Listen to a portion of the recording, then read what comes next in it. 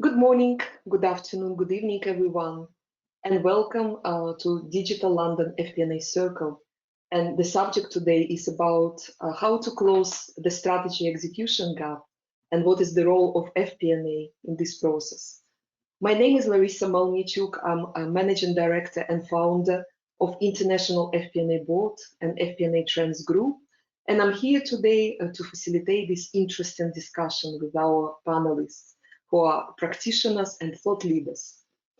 Today, we have more than 340 registrations. The majority of people are, more than 75% are coming from UK and Ireland. And also, it's company representatives, great organizations. And we are so happy to have this interactive meeting today. Very briefly, I would like to update you on London FP&A Circle. Many of you are asking questions. What's the difference between London FP&A Circle and London FP&A Board? And the answer is such that in this digital world, it's practically the same. But when we go back to normality, when we go back to face-to-face meetings, the formats in London are different. And what is unique that London FP&A Circle format, which is a much bigger audience, it's less interactive, but a lot of educational material. We have this only in London, but maybe in the future we will share this in many different companies. Very quick reminder about the agenda. We will start from the subject of evolution of strategic planning. Then we will look at the practical steps in linking strategy to budget, a balanced practitioner view on modern strategic planning, how to redefine people, processes, and technologies for strategic planning and FP&A, how technology can enhance the collaborative strategic planning process. And of course, we will have conclusions and recommendations, and at the end, Q&A session. Now, this is a good time to ask our panelists to switch on their cameras and microphones. You're welcome, and let us start. And once again, this is London FP&A Circle, but our panel is quite international. So it's not only UK, but also Belgium and US as well. Let me start from this introduction. The first panelist is Michael Covey, who is analytics thought leader and author. We know, I'm acquainted with Michael for many years already, I believe more than 6 or 7. We collaborate on a lot of content and research projects, and also we are writing a book together where we're finalizing, where we're sharing with people all of those hundreds of case studies that we discovered during this travel. Michael is author of many books and has more than 40 years of experience in analytical aspect of FP&A and transformational aspect of FP&A. And he's a speaker and a writer, a speaker at many conferences. Michael, we are so happy to have you here. Welcome. Thank you, Larissa. It's good to be here.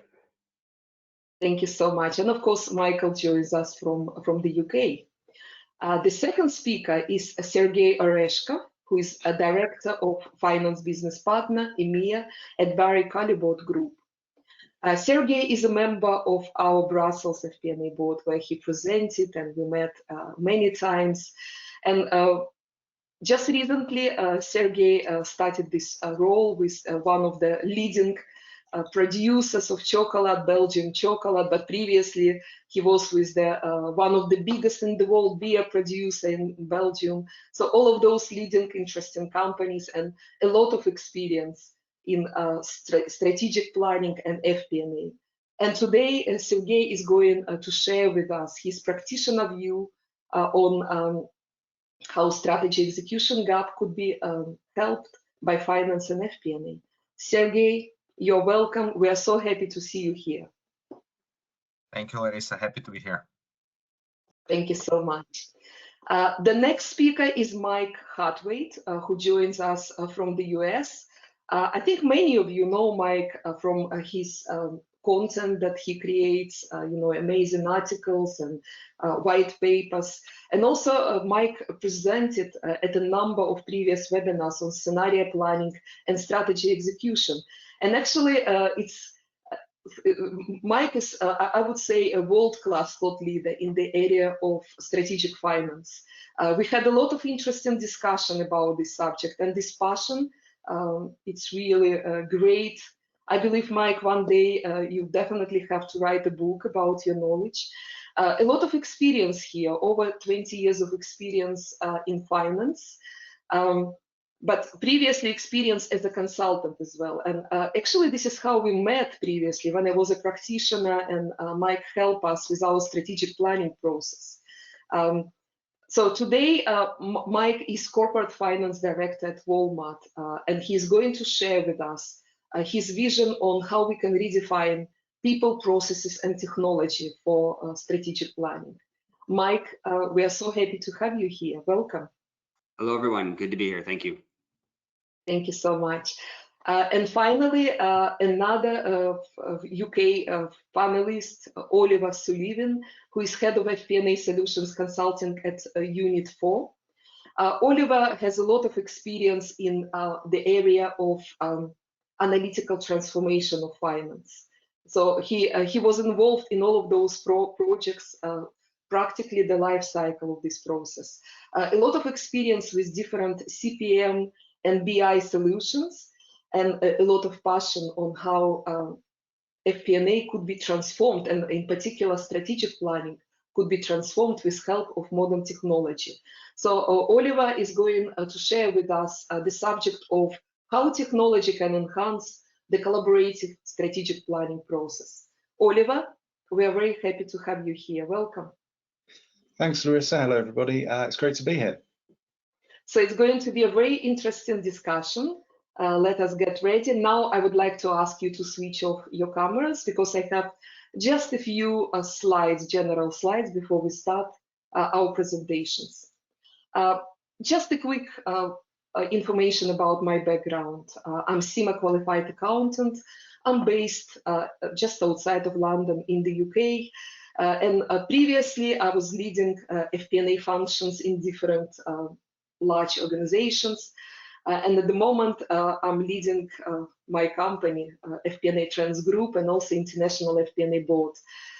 With FP&A Board, I traveled to 27 cities, 16 countries, and 4 continents, all the names you can see here, in order to discover what are the latest trends and developments.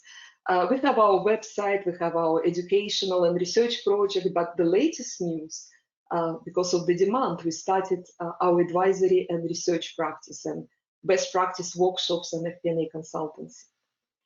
And now about this FP&A circle. So we have 90 minutes. There will be 4 polling questions. It would be feedback from you. Please participate. It's very easy with this technology. There will be an interactive Q&A session, and you can start ask questions via the chat box as soon as the first presentation starts. Networking is important. Please connect, follow on LinkedIn all of our presenters. A presentation is available right now in handouts, so you can download it. But also we will send you, after this meeting in 2 days, we will send you the recording and copy of this presentation. And of course, please stay until the end and participate at this survey after the session, because it's so important for us to know how we're done with this session.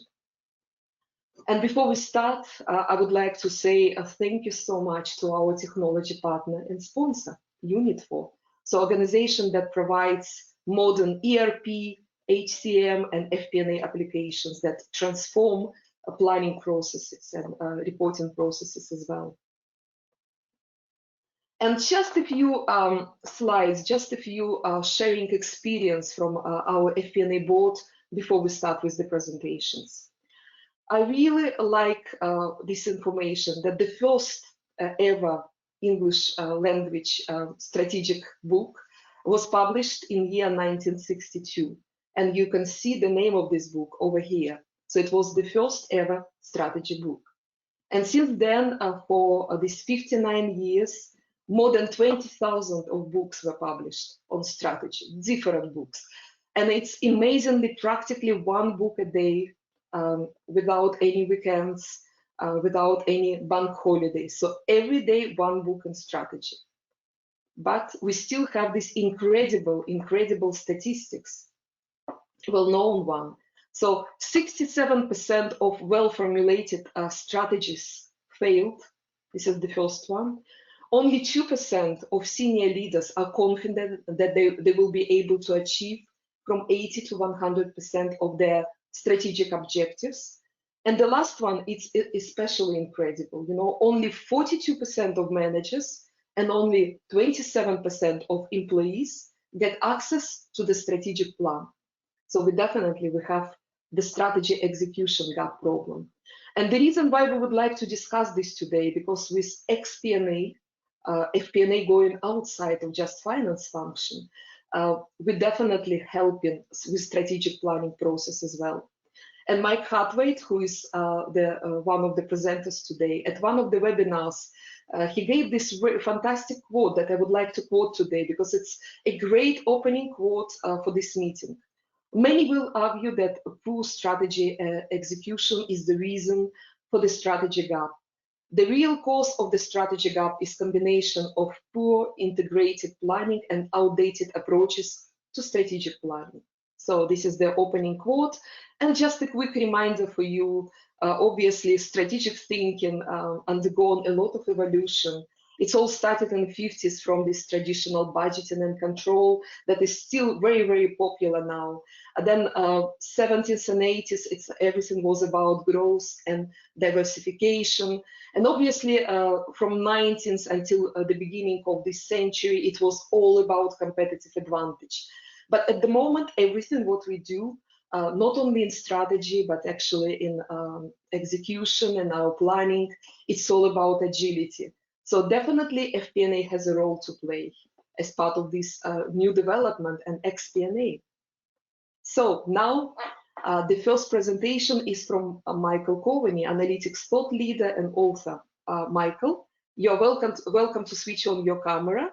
And your presentation today is about placing strategy at the heart of planning, practical steps in linking strategy to budgets. Michael, you're welcome. Thank you, Larissa, and thank you for that introduction. Well, welcome everybody. As Larissa said on my introduction, I've been involved in the performance management space for actually coming up for 50 years now. It's hard to believe it's been around that long. And I was very fortunate in the early days to join a company called ComShare, which actually pioneered planning, budgeting, and business intelligence systems. And in those days, back in the 1970s, we delivered applications to finance departments via telephone lines, would you believe? We had a big computer center based in London and actually in other centers around the world.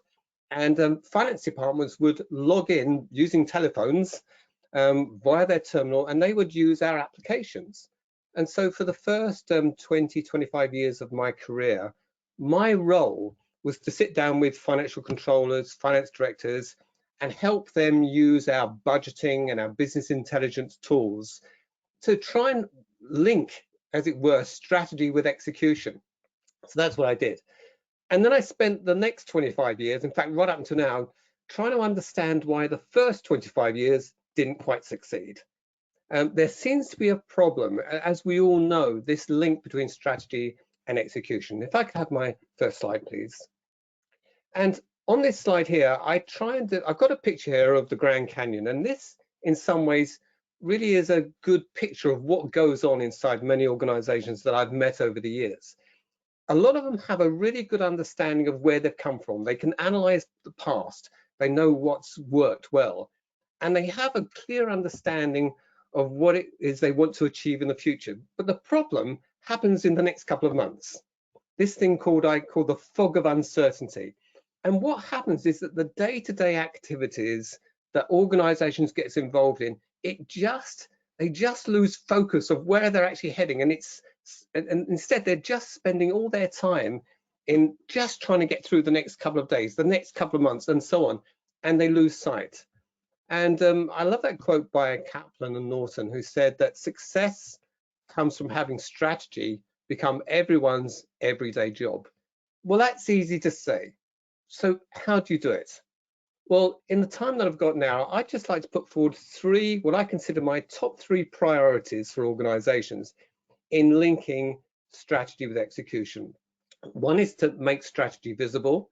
The second thing is to continually assess strategic initiatives.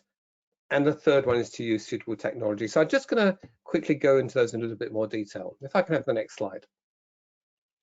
Now, on your screen now is a typical report that I was asked to implement throughout most of my career.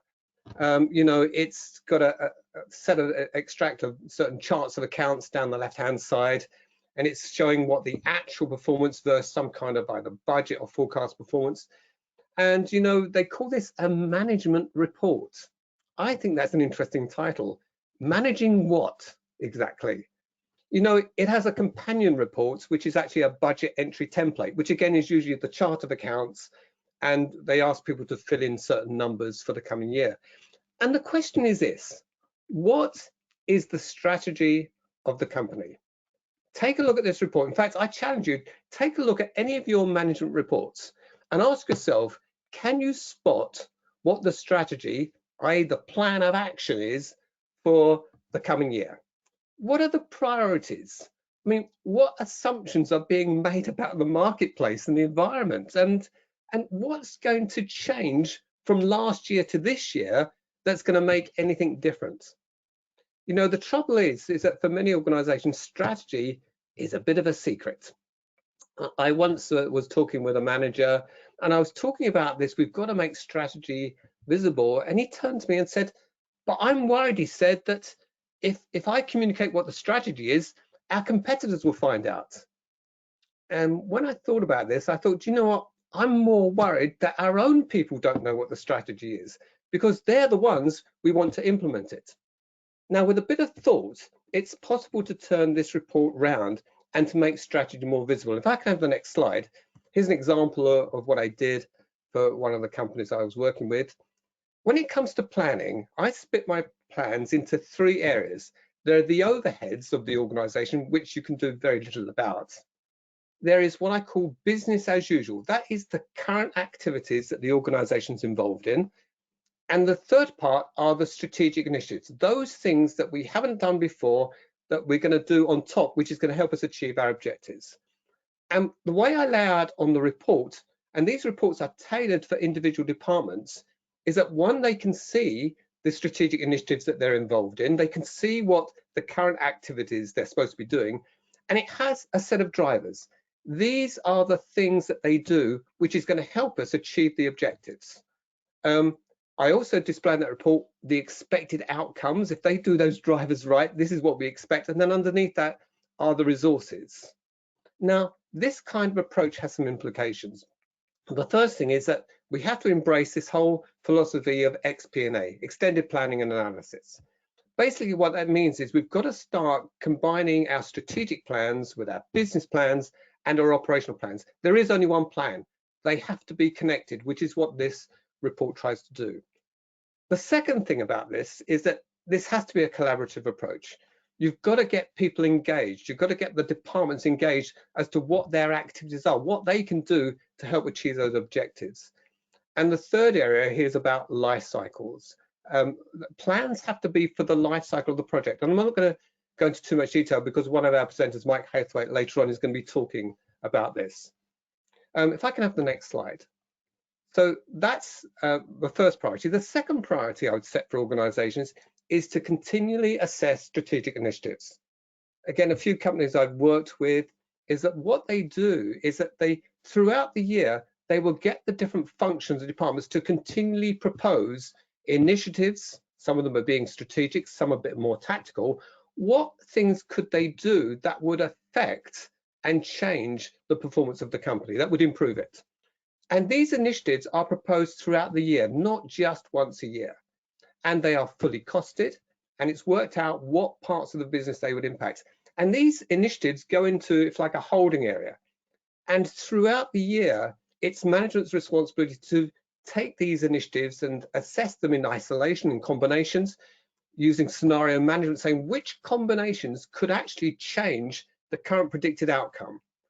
And as those initiatives are agreed, they then become part of the plan, but they're tracked separately so we can work out whether or not they're having the right effects. And again, as I mentioned earlier, it's important these plans cover the whole life cycle of the initiative, not just the startup phase or the end phase. I'd like to have my next slide, please, which brings me to my third and last priority is this.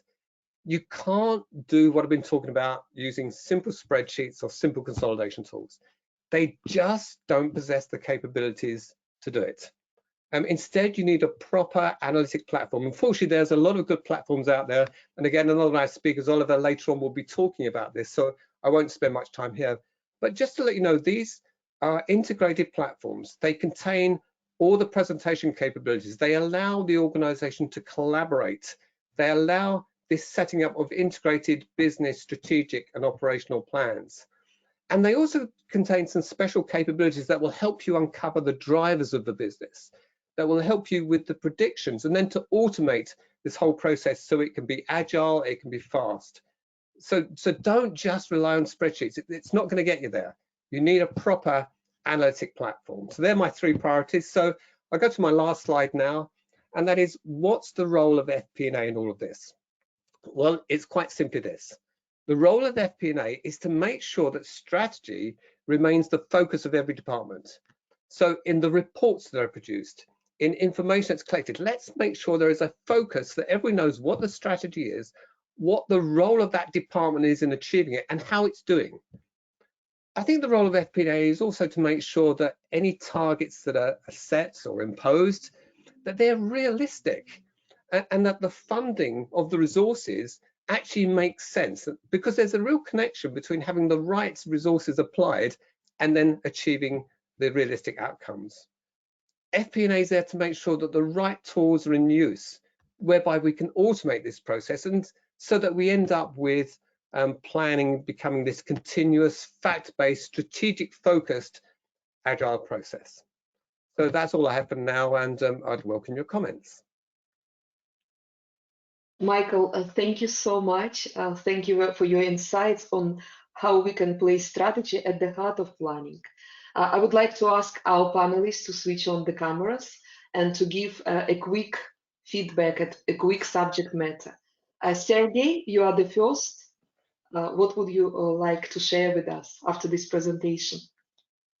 Thank you very much, Michael, for a great insights. Was really really happy to that it resonates a lot with my experience as well. And one thing to point out for me is really that the tracking of strategic initiatives and their impact into the P&L, well, P&L and the financials basically of the company still remains a big challenge for many organizations, or at least, you know, even in the organization who are doing it pretty well, that still fires a lot of debate, let's say. But luckily now, with technology becoming more advanced, it is becoming easier to do, and also easier to avoid some of those conflicts and needless discussions.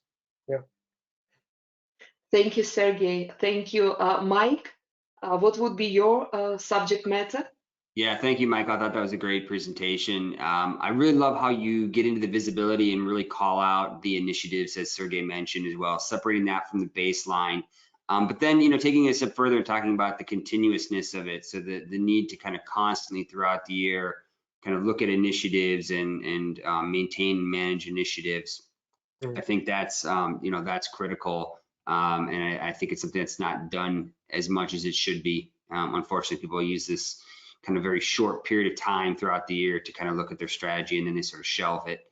And then just the ability to run scenarios as well continuously throughout the year. I think, you know, it's just critical that we don't treat planning as a, you know, periodic exercise, that we really kind of keep our foot on the gas pedal the whole year, and reevaluate and readjust and constantly screen for things. And I think, you know, that came out in your presentation. So great job.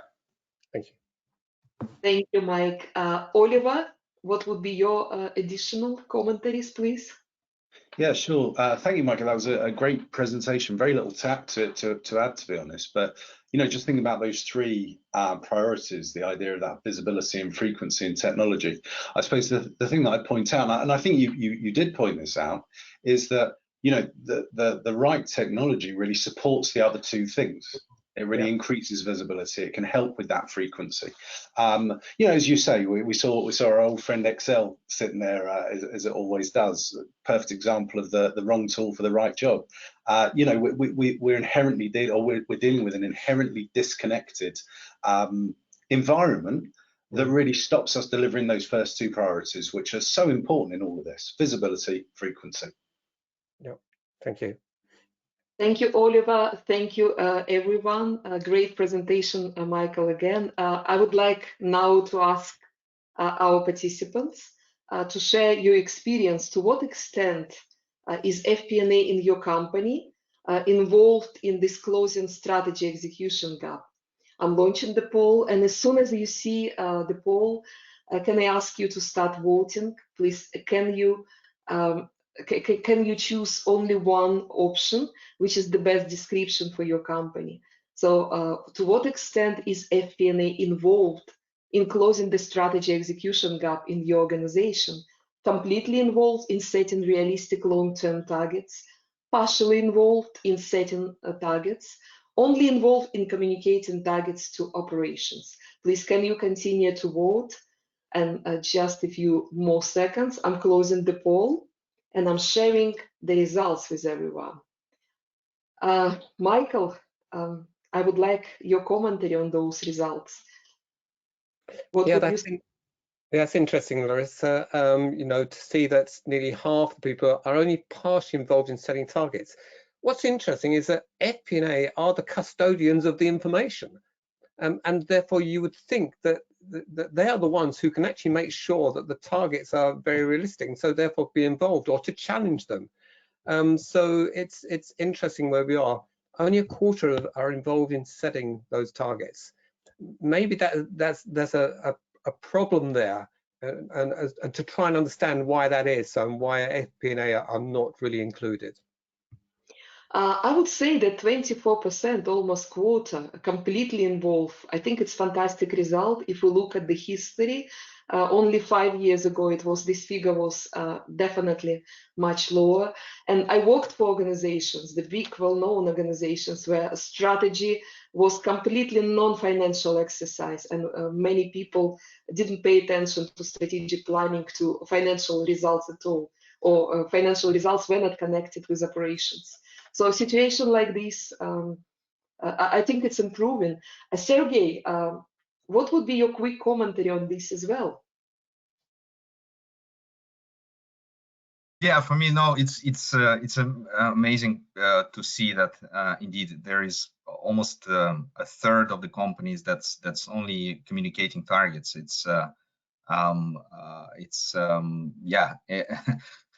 It's really showing that there is still a very big room to go to in many industries. Because for me, FP&A is indeed, I mean, it's and my experience is that FBNA is the right hand of the top executives who are defining the strategy. So yeah, there is still a way to go there.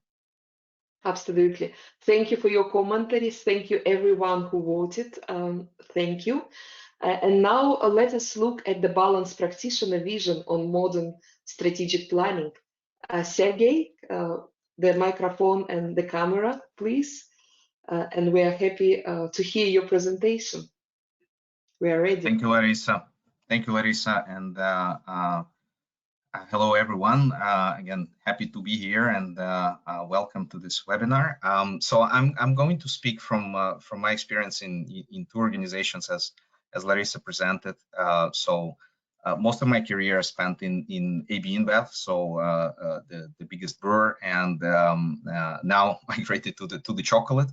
Given the fact that it's all rotating around Belgium, my friends are joking with me that I'm ticking all the boxes of the Belgian specialties.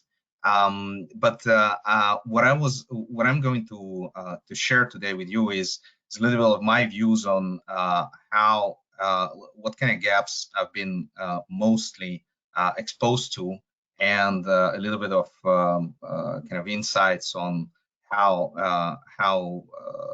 I think we could go about it.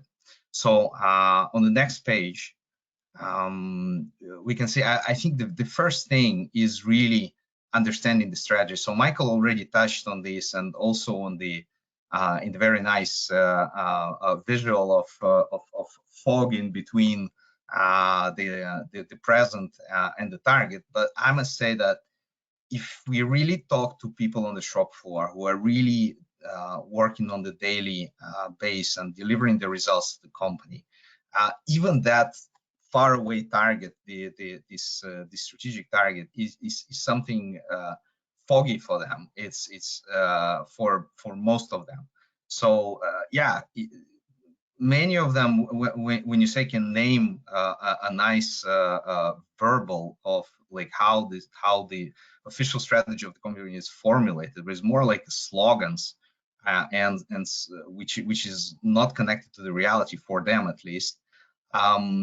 So it is very important for the FP&A practitioners to actually take time to go to the shop floor or to the field and really talk to the people who are executing that, to understand how does it talk, that does this mean something to them, does it talk to what they actually do, and then focusing on the actions. So even if they understand, like asking these questions, okay, so what are the strategic initiatives? Again, to Michael's points, like how do you track them? How do you act on them? And then finally, also kind of circling it back, how do we track it, and are they properly valorized? Because it's been many times I've been in the meetings when strategic initiatives are discussed. It's a bunch of beautiful pages, but then nobody really knows. It's like, okay, so what do we get from that? And it's like, how does it really translate and impact our financial statements? So that's another question to ask, right? And then again, yeah, all that translates into how really organization understands what strategy means to them, right? So the way to go about it, again, for me, it's been always stay close to the functions, as much as possible, close to the shop floor. During my career, I've been mainly supporting operations and supply chain, and really being in operations in the factories, talking to the people there is really valuable to understand if the strategy that you see on the charts actually resonates to them, right? And then to wrap it up here, my two red flags that I wanted to share with you is, like, whenever I hear in the discussions a word, oh, this is strategic, it can be initiative, a partner, a client, it is a watch out. Not that it cannot be strategic, it is okay to be strategic, but then it is important to understand how exactly this is impacting your results, because in many cases, it is, when people say it is strategic, it means they don't really understand how it's impacting, why it is important. And the second thing is also a red flag for me is, whenever something is not clear, people try to articulate to the upper entity they. So they created the strategy. The strategy is for them. So this is this upper entity that will actually deliver the strategy, but I'm doing something else. So these are the two things. But again, there is a way to go about it. It's really linked to the concept of FBNA. So really being connected to the rest of the organization. And then it's possible to bridge this gap. The second thing, if we could go to the next page, is I build up on and connected, let's say, to this strategy for growth framework from one of my professors from business school. And Professor Vermeulen, he is studying the relation in this framework. He is studying the relation on how the formal strategy that company have affects basically the way they're exploiting their competitive advantage, versus on the other hand, if the companies are staying open to a certain amount of serendipity, this kind of randomized impacts, how is it connected to this exploration model of innovation and growth, and also implementation of the strategy. So I give it a go on the next page, trying to translate what this might mean for the FBNA, right? And there are some choices that the companies typically do in terms of how they organize strategy execution, how FBNA is organizing cycles and following on the strategy execution. And it's basically from the in my earlier career, I've been mainly on the left side of the chart with a more consistent, let's say, FBNA planning cycle with predictable cycles, very stable set of metrics.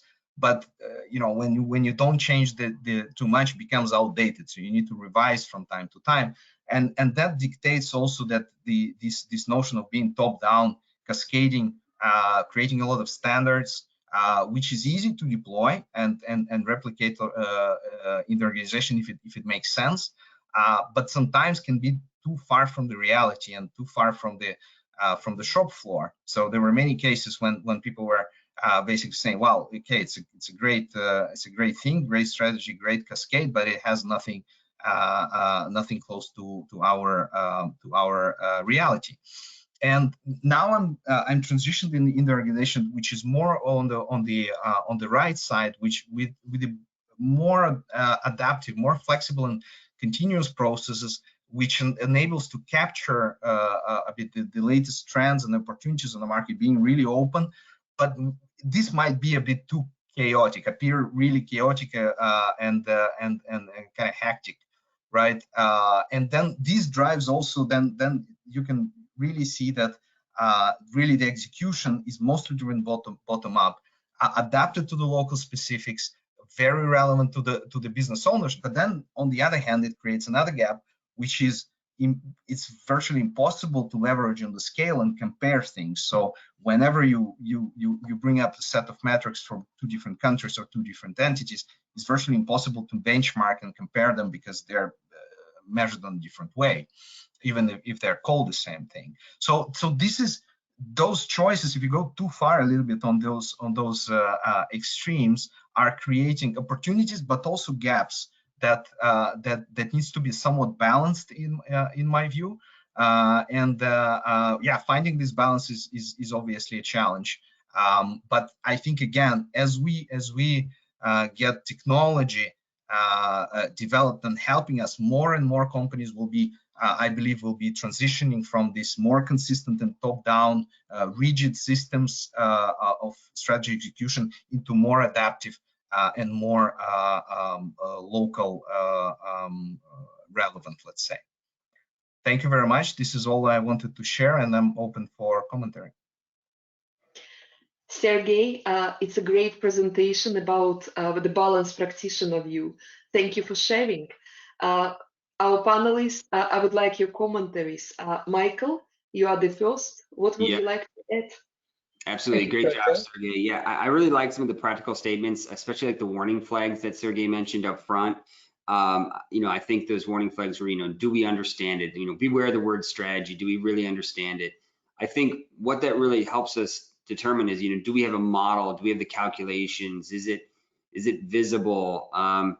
Those things are quite key. Also staying close to the data. So, are we getting it at a high level, but are we also getting it down at the more granular level and being able to manage the initiative? I think that's critical. Also, the they in that statement, right? So, the lack of kind of bringing people in and being collaborative, I think is key. I think some of the things he mentioned about consistent versus adaptive, I think, as we go into the next section, we'll talk about kind of life cycles and how to kind of, enable adaptivity, being adaptable, but at the same time, not just kind of redoing your strategic plan every year, kind of forgetting the previous year. New people come in, new people take new roles, and a lot of times strategic plans just shift overnight, and obviously it's not beneficial. Thank you, Mike. Thank you so much. Michael, what would be your quick commentary, please? Hi, Sergey. Yes, in my experience, Sergey, what I find is that if operations haven't been involved in strategic planning before, there's a real suspicion about what's going on. And I think what you were saying is that if we can get them involved in some kind of collaboration, they're more inclined to be receptive to any strategy and to get involved and actually have some great suggestions. But you're right, it's getting that balance right between directing someone and collaborating with them. Thank you, Michael. Oliver, any additions? In short, excellent presentation, Sergey. Thank you for that, and I completely agree with everything that Mike and Michael mentioned there. You know, it's about striking a balance. So I'll leave it at that in the interest of time. Thank you so much, Oliver. Once again, Sergey, excellent presentation. But now it's time to hear from our participants. We would like to understand with this polling question, what is in your view the biggest problem, the biggest cause of this execution gap? I'm launching the poll right now, and as soon as you see it, please start voting. What is in your experience? What in your experience is the biggest cause of the gap between strategy and execution? And you can select one of those options. Operations do not know or understand corporate strategy. Lack of collaboration between operations and corporate.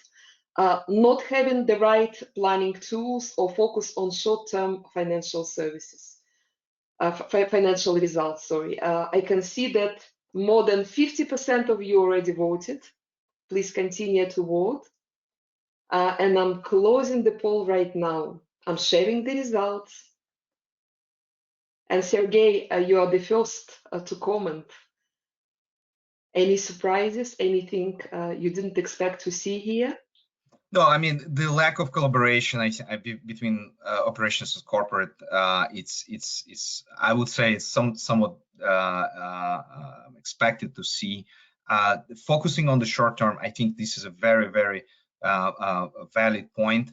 But what I'm actually interested to see is that it's only 9% that is linked with not having the right planning tools. I would say that, you know, that's a pretty good thing, that you know, the tools are actually in place, or not being the main kind of, you know, blockage, let's say, or blocking factor to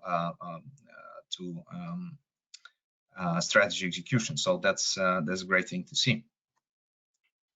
Thank you, Sergey.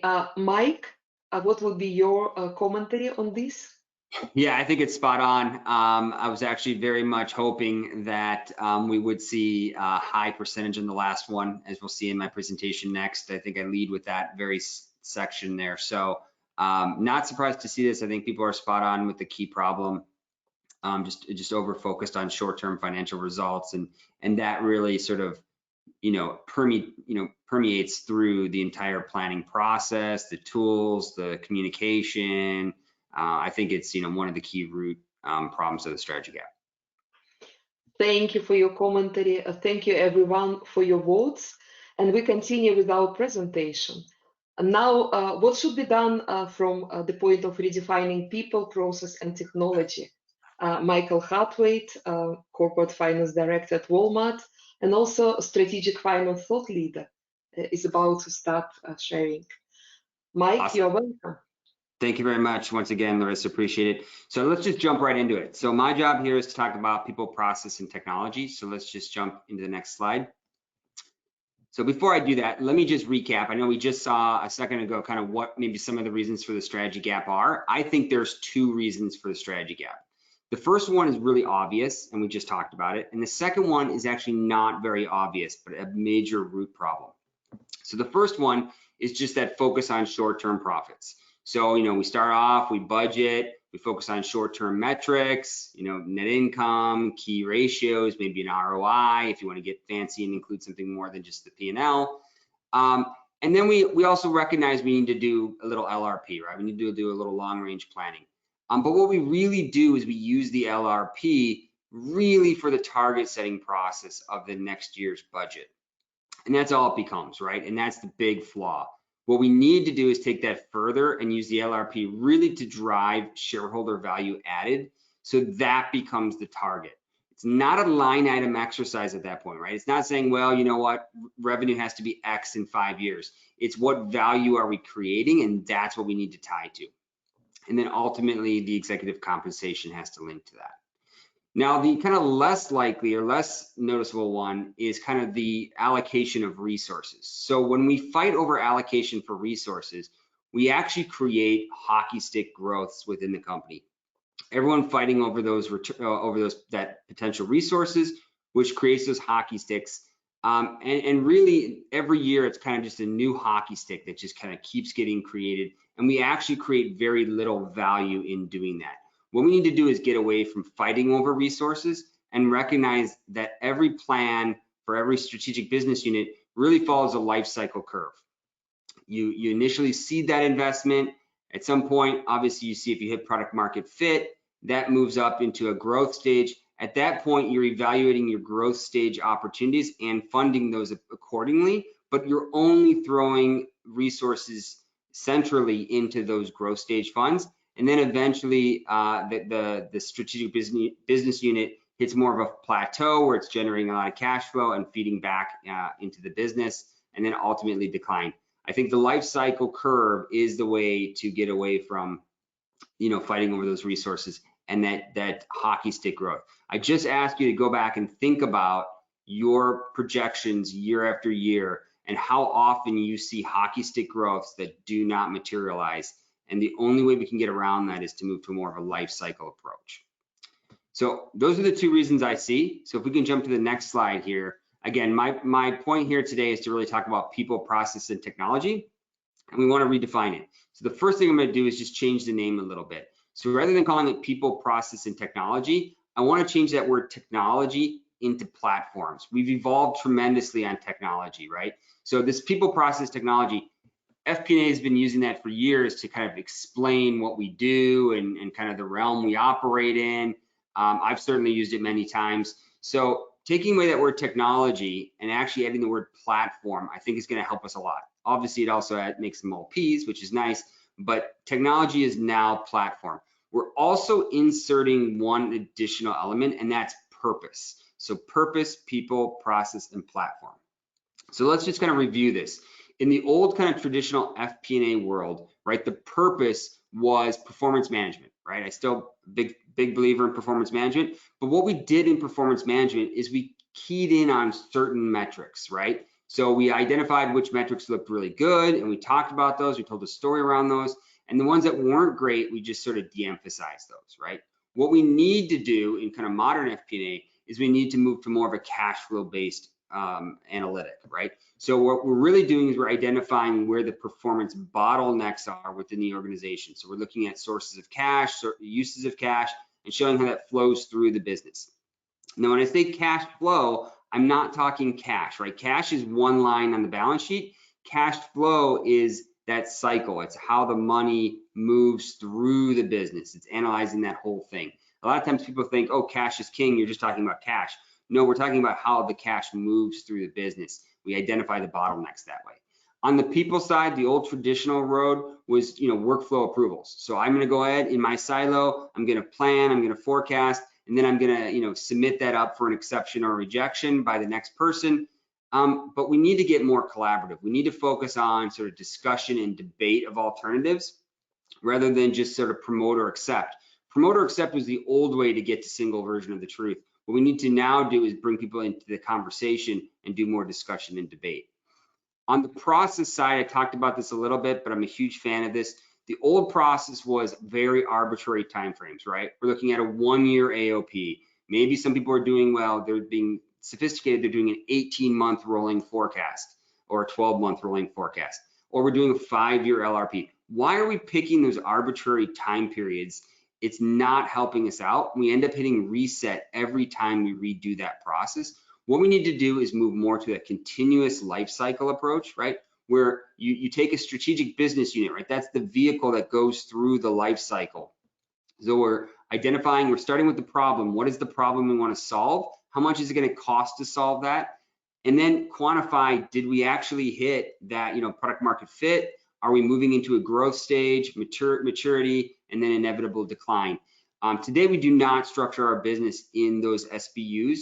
We structure them maybe by segment or whatever, and we're actually really losing an opportunity for us to really hone in on strategy by thinking about the life cycle. The life cycle is a bet, right? It's a gamble. You're going to say, here's where I think I am today. But what you need to do is constantly review that and constantly assess, are we still in that stage? Have we moved forward? How much longer do we have till we get to the next stage? Those are the critical conversations, and it always sets it up in a more of a DCF type format, which is great for valuation. The last one is the platform. So we went away from technology, moved to platform. So in the old world, right, it was a myriad of tools. We talked about PowerPoint and Excel and Word and whatever else it may be. We also did a very bad job of kind of poorly defining our business areas. So, how do we structure our business for planning?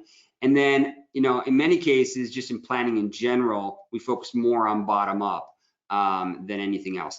As we move to this more connected platform, right, we need to shift to a more always on process. So not just once, 3 weeks a year are we doing a strategic plan, not just, a couple months of the year are we in budgeting season.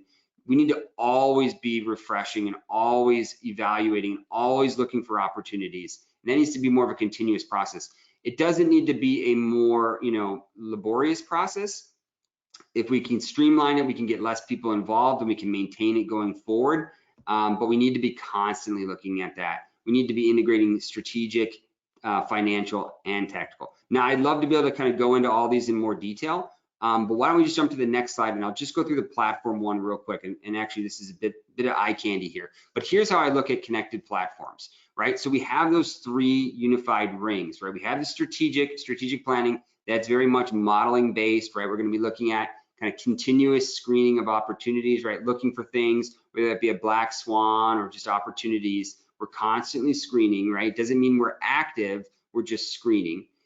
Ultimately, we're going to limit that down, start to set some targets and push that down through the business. That's going to be where we connect into the financial planning, where we actually want to then drive down that strategic plan into our budgeting process, driving that down to a lower level where we can actually do our financial planning, and then we can reforecast from there as we go around. And finally, pushing it down to the last ring, which is more of the tactical, or what some people will say strategic execution. Right, that tactical layer is really initiative based. So it's what are the initiatives that we're looking at to drive the business forward. So that can be a strategic initiative, right? So we can be very strategical in the way we think about that. But these can be any sort of initiative, right? They can be marketing initiatives. They can be sales pipeline. They can be tech projects that we're working on. We need to get down to that initiative level where we can really kind of drive accountability and execute. So that's just a look at the connected platforms. I'll pause there for now. I'll open it up to questions, and we'll see how we can continue the conversation. A great presentation, Mike. Thank you so much for sharing your experience with us. Now I would like our panelists to comment quickly. Michael Covey, what would be your addition to this one? Okay, Mike, thanks for the presentation. As always, there is so much that you cram into just a short period of time. But I think the takeaway for me is that FP&A have got to start moving away from traditional practices and start moving to practice that makes sense. And you've given a great roadmap of where to start looking. So well done. Thank you, Michael. Sergey? Awesome presentation, Mike. Really enjoyed it. The one thing I would pick up is I really love the concept of performance bottlenecks versus performance management and through the cash flow. And the other comment I would like to make is the people component as we are moving from the more process oriented, or kind of people hiding behind the processes sometimes into more collaborative world. it's very important to think also the capabilities and how capabilities of those people need to change in the future to be able to do that. Thank you so much, Sergey. Thank you. Oliver, please. Yeah, Mike, thanks for that really interesting, informative presentation. I particularly like the slide that we're on. You know, it's all of the things that we should be doing. All of those things need to be in place in order to support their successful execution of strategy, or at least try and attain those goals. So yeah, very, very informative. Thank you. Thank you, Oliver. Mike, thank you again for this excellent presentation. And now this is a time for us to ask the audience about integration of their platforms. I'm starting the thought-following question. And please, how could technology enhance collaborative strategic planning process? How would you describe your current level of FP&A integration? Not integrated at all, integrated between finance and tactical level, integrated between finance and strategy, fully integrated FP&A process. Please choose one which is the best description for your company. Once again, not integrated at all, integrated between finance and tactical level, integrated between finance and strategy, fully integrated FP&A process. More than 50% of you voted. Just a few seconds. I'm closing the poll and I'm sharing the results right now. Some very interesting results.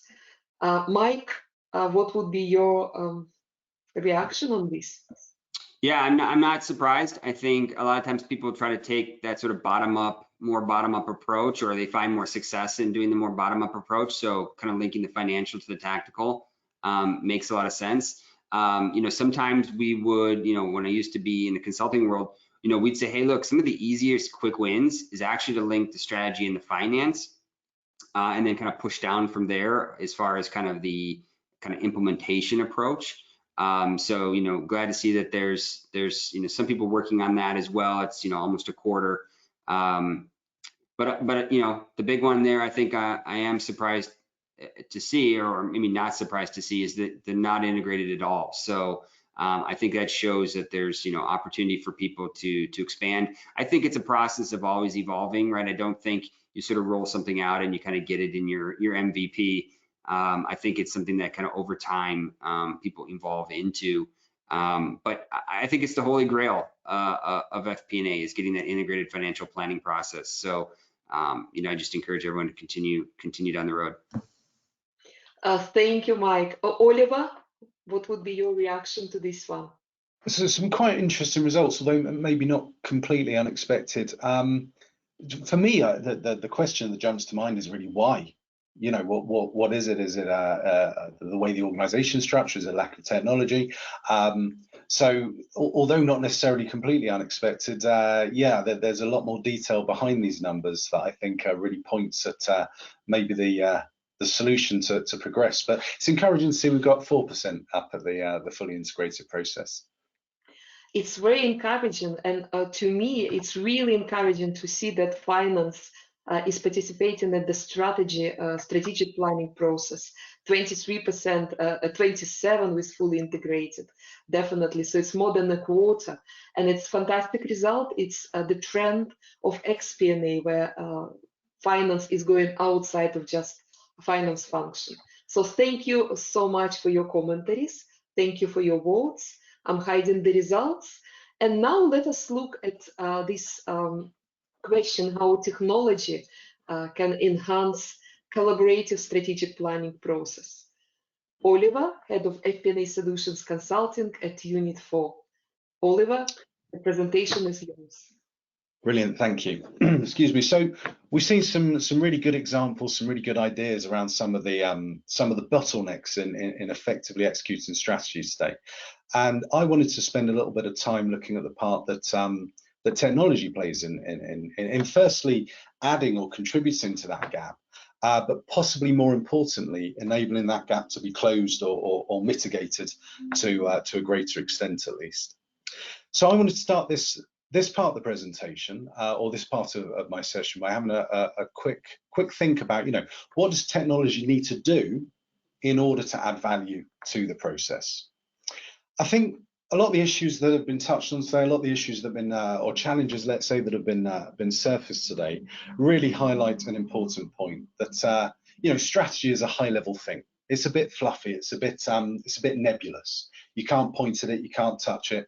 And I think the measuring of how effectively, how efficiently we're executing that strategy is fundamentally a challenge. You know, only measurable things can be measured. By this, I mean that strategy is actually equal to a great number of much smaller activities or actions that all in themselves directly affect the direction of any organization. So, you know, the idea may well be the organization needs to be more profitable. We need to control costs. We need to, I know, increase efficiency, whatever it is, we need to grow. But the execution of that is actually a bunch of different types of work. So I'd like to tackle this topic by firstly talking about all of those activities that support, that underpin strategy, and then we'll work up to the strategy itself. So I think if there's one thing that we've uncovered today on the next slide, it's just one word: disconnected.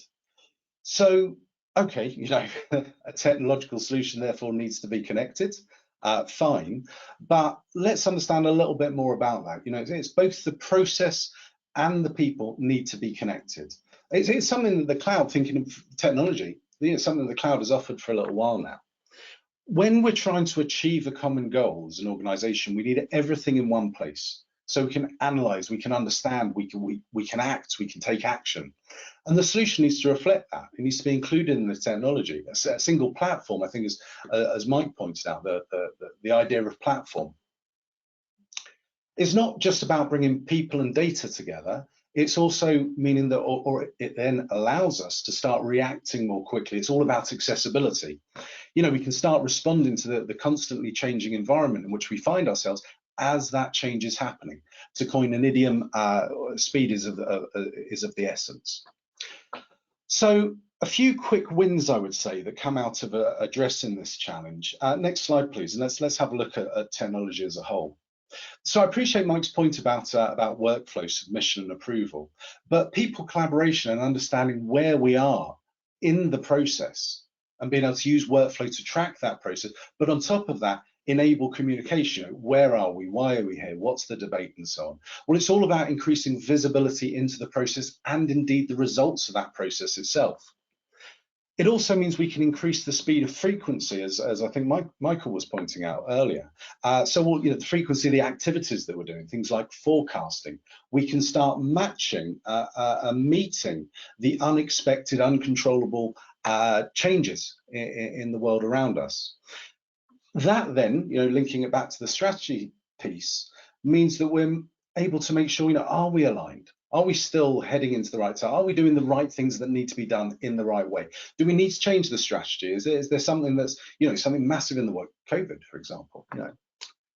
However, it's not just about collaboration. It's not just about workflow. Let's have a look at the next slide here. We need to be able to turn data into information. We need actionable insight. I'm sure that everybody's heard that term before. You know, we need to be able to interact with the information. We need to tell a story fundamentally. So, of course, self-service dashboarding, self-service analytics on top of that, and this is the key, on top of that centralized repository is a huge must. Now, when I say repository, I'm talking about the centralized process, the centralized data. Centralized information is a big must. You know, we need to reduce bottlenecks. We need to avoid collecting data in one tool, processing it into another in order to support decision making. You know, we need everything centralized. You know, we're all connected, or at least we need to be connected, as we've seen today. We need to all be facing in the same direction. We need to be all aiming for that common goal.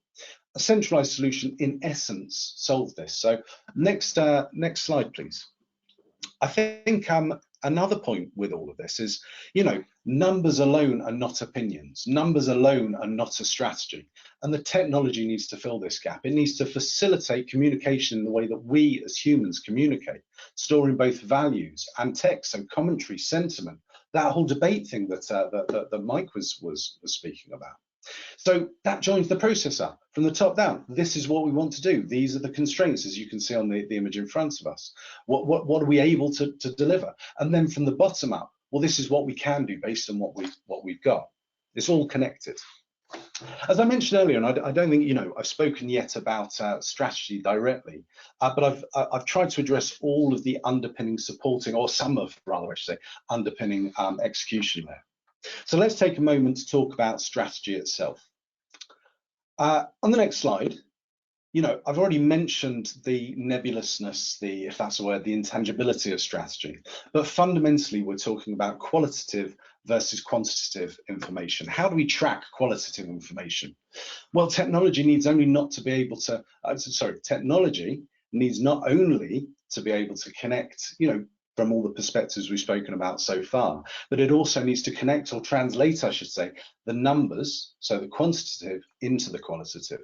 In this example, we can see our solution allows us to define, organize, store all of that qualitative information in the form of strategies, which in turn are made up of definable goals. And the goals themselves comprise of objectives, which we'll see on the next slide. Objectives, these are the things that we want to do. These are the things that will help us arrive at the expected goals or outcome. And I think in this case, as an example of a software company, the goal is prioritize cloud growth. The underpinning objectives, things we need to do, things like increase cloud growth, still quite nebulous.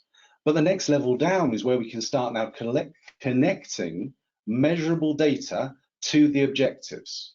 This therefore allows us to start measuring those goals, those objectives, those outcomes. And it's these KPIs, they may very well be results, they're ratios, they're calculations driven from data, collected in the process we've been speaking about. Not limited to just financial, maybe in this example, recurring revenue. What's the number of existing customers, number of renewals, number of the satisfaction indices? That will drive that outcome. On the final slide here, couple of points on this. We need to be able to store and compare the performance, so actual performance in comparison to planned or target performance, both historically and forward-looking. This gives us insight not just into have we hit the target or not, but are we doing the things we need to do in order to hit those targets? How are we performing in comparison to the prior month, the prior year? The right technology can start supporting you much more in not only connecting that purpose, people, process, and platform, but by turning data into information. Also start taking advantage of recently emerged technologies, recently emerging trends around AI, predictive capabilities. Let's not wait until there's a problem. Let's get the system to access all of that rich data behavior to predict and indicate that corrective action is required now. So the right technology in finishing, the right technology selection really underpins strategy execution. It helps by joining up people with process, with information, with the purpose. It's the meeting point of those different perspectives, that top down and the bottom up. And it ensures rather that as an organization, we're all facing the common direction, that anything we do is always in line with achieving that purpose. It's about joining people up with a shared, single, central, secure solution, multi-user access that really reflects the way that the organization itself is connected. So I think that's the end of my presentation. Thank you very much for listening to me, and let me invite the rest of the group to comment. Oliver, great insights on how technology can help to close the strategy execution gap. I would like to ask Michael Covey, the first commentary, please. Yeah, thanks for the presentation, Oliver. It's good to see how the technology has moved on over 50 years worth anyway. To me, the real issue, in the past, I think organizations have been hampered by the technology can only do certain things, just numbers in a grid and not much more. And I think the issue and the trick for organization now is to take the technology and have that conversation with the rest of the organization, how they configure it. Don't be straitjacketed by what they've done in the past. And I think that's going to be the real challenge going forwards. Thank you so much, Michael. Sergey? Thank you very much, Oliver. Very, very insightful. I was just reflecting on the earlier poll, actually, of, with the spread of how integrated the FBNA systems are, and from not at all to fully connected.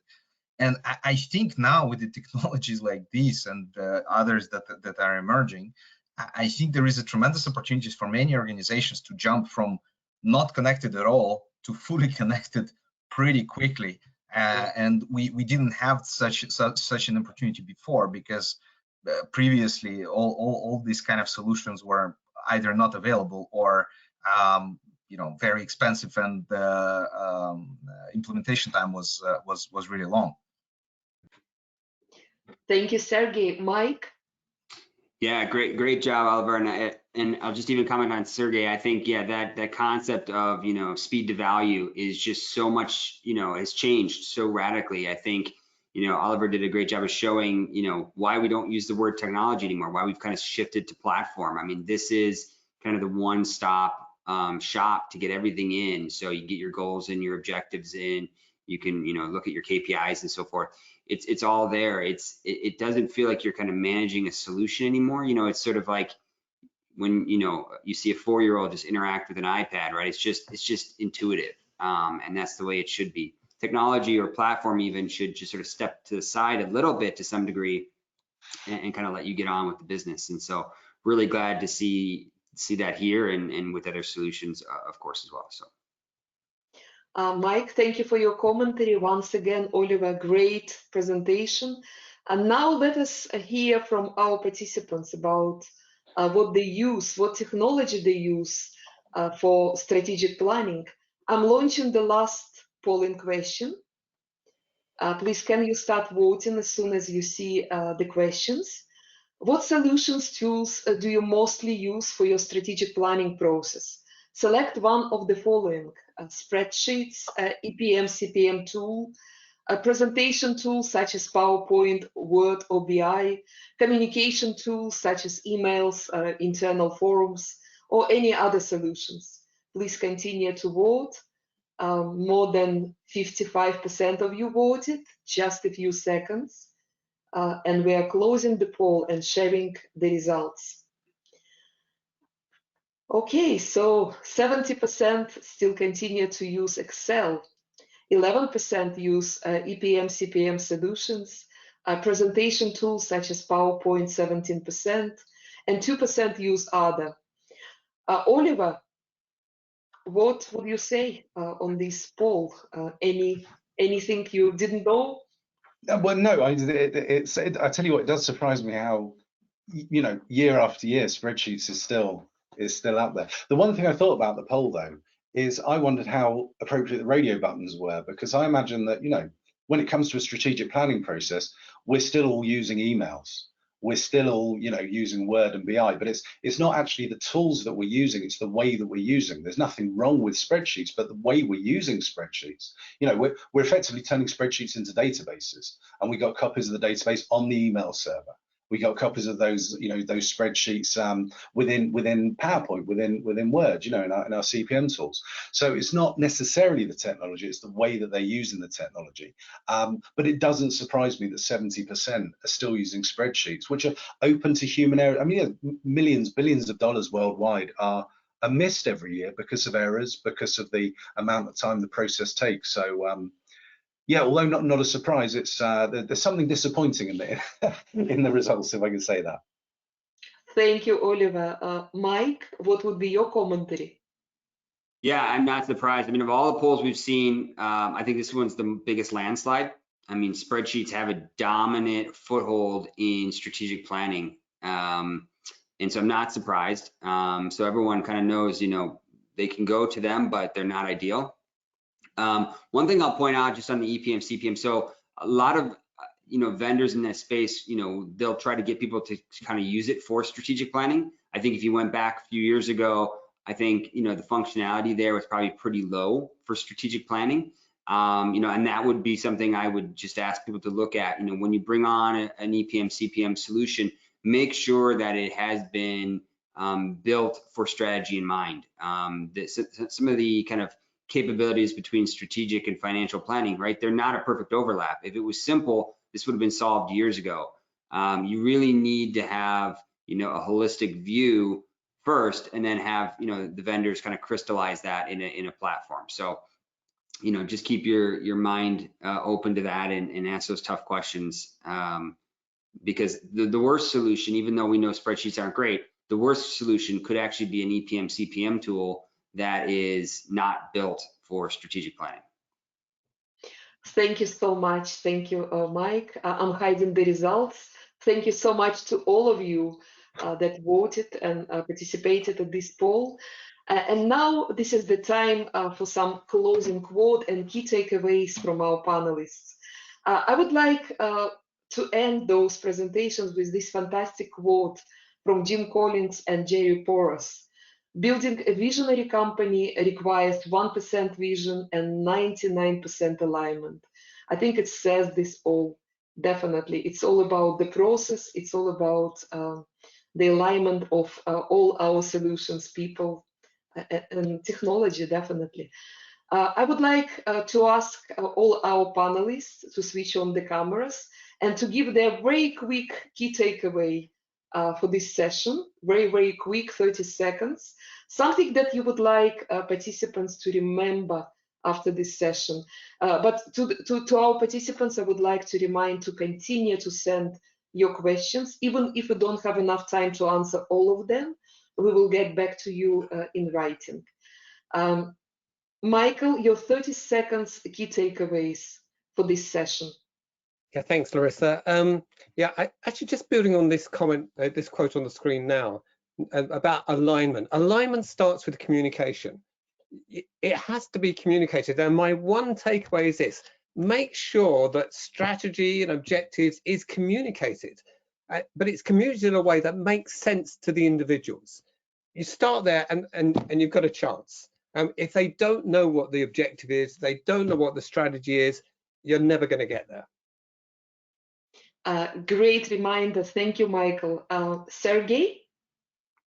Yeah, for me, just also building on the quote and the previous comment of Michael, I think we all see that there is still a big gap in technology to close and to really get the connected planning.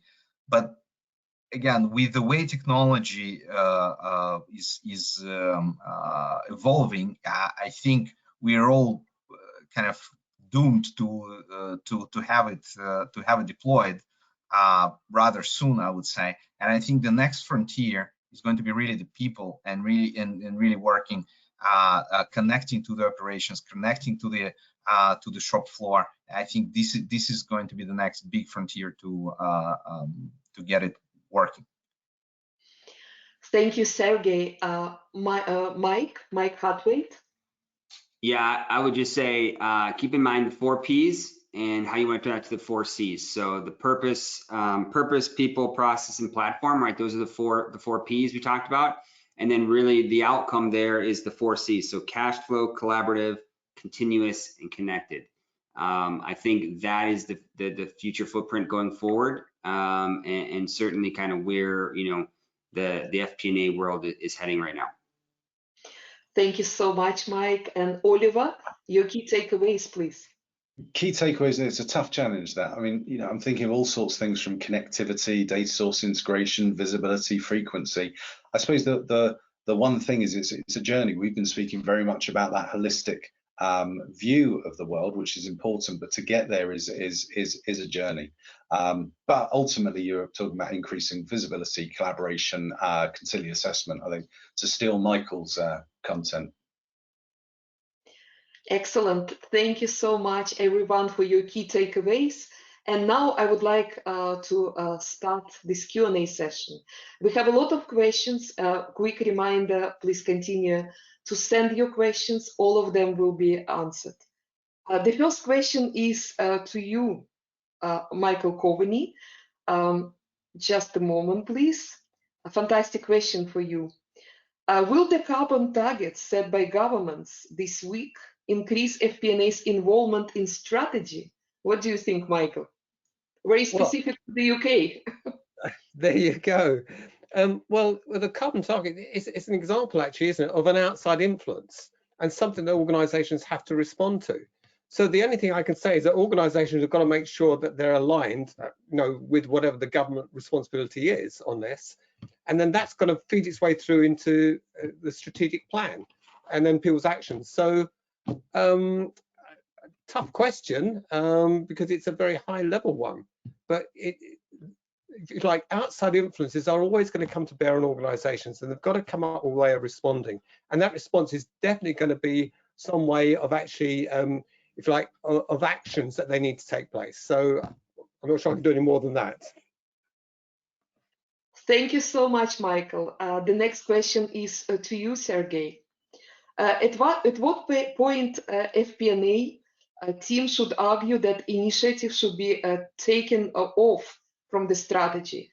It always seems easier to add more initiatives than remove them. What would be your reaction? It is about choices and priorities, right? So this is I would like to probably connect it to Mike's concept of finding the bottlenecks and really seeing like where how the cash is flowing through the organization. So which ones of those initiatives are going to actually improve this kind of cash flow, how cash flows through the organization, right? And like make a call based on that. But I fully agree. I mean, this is a very important point. It's very easy to add and very tough to say no to some really good stuff. Sometimes there are very good choices, and you need to, in your strategy, you need to make choices, and part of your strategy is actually to say no to good things, but maybe not good enough compared to the rest. Thank you, Sergey. Mike Hartwait, the question is to you. How long should a company allow to move from traditional FP&A to modern FP&A that allows participation at the strategy execution?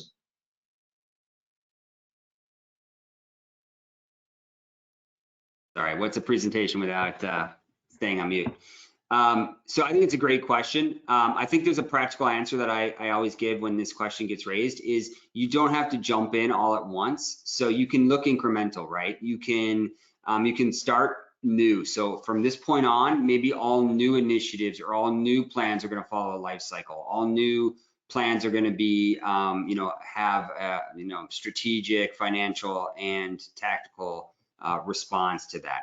So you can sort of model the business as was. I think, Michael even kind of made reference to, business as usual or existing business and then new business. So you can start there. You don't have to go back and kind of rework the kind of the existing business. You can just sort of kind of do that going forward. Having said that, I do challenge anyone who's at all kind of, on the fence to this, go back to your numbers and see if you can actually restructure your numbers so that you can find how many different life cycles are really operating in your business. I think that's a very interesting analysis, and you can use that to actually drive sort of your thought process into kind of this new, more modern FP&A approach.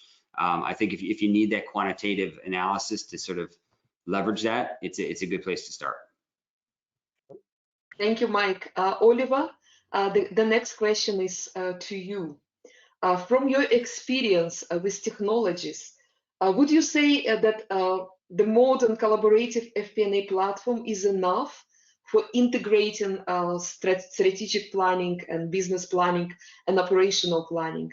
Or would you say that it should allow for some different technologies? What's your view on this? Well, when you initially said, was it enough? The main thing I thought about is, no, you need the people. Technology is just the enabler, right? So, yeah, I mean, if you've got an FP&A, and pick a term that you want to use there, but I'm going to use FP&A, technology that supports all of those capabilities. It's not just about data collection. It's not just about analysis. It's not just about predictive. It's about all of those things. So being able to supply opinions, understand opinions, project opinions. If you've got a technology that supports all of that capability, integration into data sources, the board pack output, so you've got that sentiment, it translates it into sentiment every month. If you've got a technology that can support every aspect of the process, then I would say that it should be enough. As well with the cloud these days, taking advantage of emerging technologies as they come along. You're able to, yeah, let's subscribe to that and so on. So if you pick the right one, I should think it would do the job that that you need it to, as long as it supports all of those different perspectives. If that's not too many words. Thank you, Oliver. Excellent answer. And now the last question before we close Q&A session. And this question is to all of you. Please be very quick, up to 20 seconds to answer this question. A very interesting one. In our organization, we would like to start to integrate strategic planning process with business planning and operational planning. What would be your recommendation for top 3 steps that we should undertake? Michael Covey, you are the first. Oh, I'm glad I've just got 20 seconds to answer that one. I think it starts off, what I did in an organization I joined, we got the whole group together. We got all the senior managers together and we said, look, we've got a problem. We've got to join these up. What do you think we should do? And so I'm just going to give you one, Larissa. To me, we did a one-day conference, and from that, we then built a process, because we all was now agreed that what the problem was and that we had to fix it. So like, get together, senior managers together, and saying there has to be a better way than what we're doing at the moment, and to work from there. Excellent answer. Thank you, Michael. Sergey, you are the next. Your 20 seconds. Okay, so yeah, it's challenging in 20 seconds again. But I think, again, the most important point is to align on the platform, like across the organization. It's like how is going to look like, which technology you're going to use. But then once the deployment is going to is rolling out, I think it is extremely important to kill some of the pain points, even if it's not really connected yet. Some of the bottlenecks and the pain points in the organization, to show success and really give, you know, this flavor of achievement to the team. Then they will be much more engaged in rolling out the rest, when it's truly becoming connected, because it takes a bit of time to really make it truly connected. A great advice, Sergey. Thank you. Mike Hartwait, what would be yours? Yeah, same. Trying to keep it very brief, which is tough. I would say 2 things real quick. One is you know, pick a framework, right? So we suggested some frameworks. You know, pick it if it works for you, adapt it where need be, but identify a holistic framework, and then, you know, put your finger on a starting point. Yeah, you can start financial and then work up to strategic. You can start strategic and work your way down. You can make a case for all of those. But as Sergey said, I also say, you know, hey, look for the problems, look for the bottlenecks. Those are the things you want to solve. Those are the things that are going to create the biggest value if you do. So if you're looking at it from a value creation perspective, you know, no better place to start than with the problem. You know, own the problem, love the problem, and fix it. Excellent summary. Thank you, Mike. Oliver, your 20 seconds. 20 seconds. So to build on what's been said so far, that idea of picking somewhere to start, if you go for the low-hanging fruits, you can get you know, your first phase of that project in pretty quick, start realizing value, free up resources to then look at what the next phase is going to be. It's a journey. Start somewhere and grow from that point. Excellent summary. Let me close this Q&A session. But a quick reminder that you can continue to send your questions, and they would be answered after the meeting. And now just a few closing slides for you. I would like to remind everyone that we are closing our FP&A empowerment survey, and the links are here in this presentation. So if you can answer, if you can participate, it's really only 10-12 minutes investment of your time. But you will receive very interactive report, and you will know how you are doing comparing to others. Also, I would like to invite you to our future events. There is a special invitation of some of our UK-based and Irish-based professionals to Digital Benelux FP&A board, and the subject is about the art and science of FP&A storytelling. You're welcome to attend on May 11th. The links are here. And also FP&A Trends webinar on how to manage uncertainty with FP&A predictive analytics. It will be on May the 12th. Finally, I would like to say thank you so much to our sponsor, Unit 4. Thank you so much for supporting this webinar. Thank you for making this possible for us. I would like to say thank you so much to all our participants. I know that it's not only British and Irish participants, but also representatives of those 34 countries. Thank you for being with us, and let us stay connected and share any experience that you have. You know how to find us. And finally, I would like to say thank you so much to our fantastic international, very knowledgeable panel of thought leaders and practitioners. Michael Covey, Sergey Oreshkov, Michael Hartwait, and Oliver Sullivan. So thank you so much for being with us. Thank you for sharing your results with us. And before we close, please can you stay and can you share with us, can you fill the survey? The survey will be when we close this webinar. Then we will know how we can improve it. Thank you so much. See you very soon. All the best.